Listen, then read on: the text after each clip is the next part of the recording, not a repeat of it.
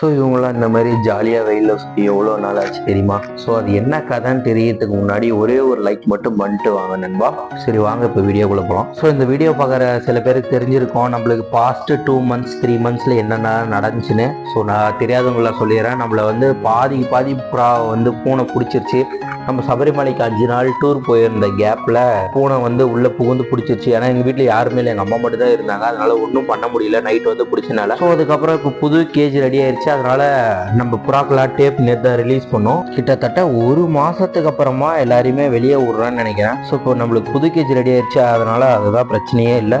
So full video நான் கீழே கொடுத்துருக்கேன். நம்ம கேஜ் எப்படியெல்லாம் இருக்கு, என்னென்னலாம் ஆச்சு, இப்போ யார் யாரெல்லாம் மற்றபடி உயிரோடு இருக்காங்கன்னு ஃபுல்லாக நான் கொடுத்துருக்கேன். ஸோ அந்த வீடியோ செக் பண்ணி பாருங்க நண்பா. ஸோ அவ்வளோதான், நெக்ஸ்ட் வீடியோவில் பார்க்கலாம். Tata bye bye.